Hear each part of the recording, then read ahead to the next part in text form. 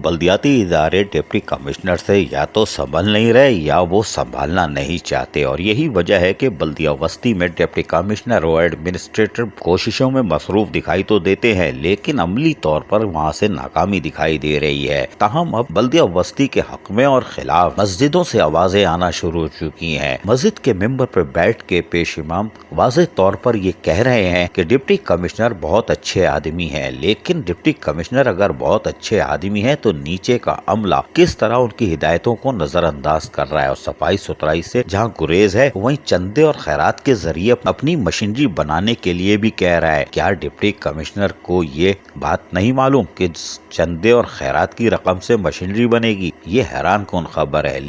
लेकिन बल्दिया वस्ती की तनख्वाहें क्यों लेट हो रही हैं, ये भी एक सवाल है, और यकीनन डिप्टी कमिश्नर और एडमिनिस्ट्रेटर को देखना होगा। पहली तनख्वाह 56 दिन बाद की थी, दूसरी क्या 30 पूरा महीना गुजार के देंगे? तो फिर तो मसले होंगे। लेकिन मस्जिदों से जो आवाज आ रही है, पेश इमाम साहब फरमा के आ रहे हैं, सुनिए जरा गौर से, ध्यान से सुनिएगा। तौर पर कहूँगा जो DC साहब हैं, एडमिनिस्ट्रेटर साहब, वो मुखलिस नजर आते हैं। सच्ची बात है, जो मस्जिद में बैठ के मिंबर पे बैठकर में जो दयानत और गवाही होती है, उसकी मैं आपको बता रहा हूँ कि वो मुखलिस नज़र आते हैं। नीचे वाला अमला उस तरीके से काम नहीं कर रहा, और फिर मीडिया में भी बात तशहीर कर दें, जी काम नहीं हो रहा, काम नहीं हो रहा, काम नहीं हो रहा। ऊपर से आर्डर होते हैं। हमारी जो दरख्वास्तें हैं, DC साहब उसमें लिखते हैं इमीडिएटली इनके मसले को हल किया जाए।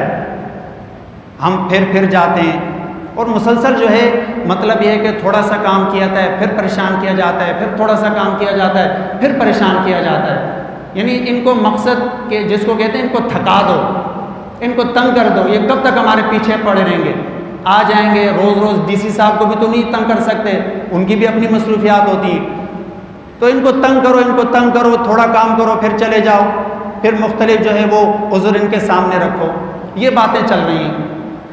25,000 रुपये का ब्लेड हमने लगवाया उनके कहने पर, DMC के जिम्मेदारान के कहने पर, और उन्होंने कहा जी आप हमारे साथ ताउन करें। अब देखें ना, पूरा टाउन है, हम किस किस को देखें, एक ही गाड़ी है, तो ब्लेड हमारा ख़राब पड़ा है। यहाँ तक मुझे कहा कि जी कोई आपके पास कोई हो रिफाई काम करने वाला, सदका खैरात में हमारी ब्लेड ठीक करा दें।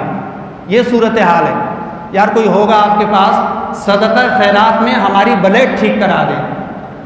उनका DC साहब क्या वो ऐसी जो आपको हुक्म दे रहे हैं कि भाई इनका ब्लेड चलवाओ, और तुम आकर हमारे सामने ये कह रहे हो कि सदका खैरात में हमारी ब्लेड ठीक करा दो? अच्छा, फिर डराते भी हैं ना, धमकाते भी हैं। हर कोई डरने वाला थोड़ी होता है। कभी किसी को पैगाम दे रहे हैं, मौलवी को कहो नमाज पढ़ा है। क्या दीन में ये नहीं है कि सफाई निस्फ ईमान है? तुम अपना काम करो, मौलवी नमाज पढ़ाएगा। कभी कहते हैं मौलवी को बोलो सियासत कर रहा है, तुम अपना काम करो, मौलवी सियासत नहीं करेगा।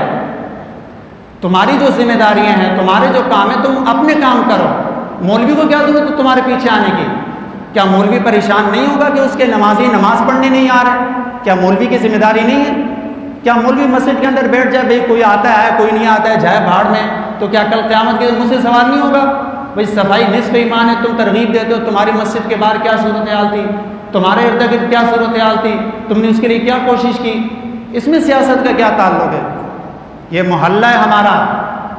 बल्दिया वस्ती में मस्जिदों से आवाजें आना शुरू हो गई, लेकिन आमदनी तो आ रही है। हैदरी मार्केट पे इफ्तिहारी बोर्ड के साथ साथ ये खूबसूरत रात का मंजर देखिए, यहाँ से भी पैसे आ रहे होंगे, लेकिन पैसे जा कहाँ रहे हैं कि ट्रैक्टर ब्लेड बनाने के लिए मस्जिद के पेश इमाम से और खैरात मांगा जा रहा है। ये बात एडमिनिस्ट्रेटर और डिप्टी कमिश्नर बल्दिया वस्ती को देखना होगा। अजीज आरिफ, KBS बल्दियाती न्यूज़, कराची।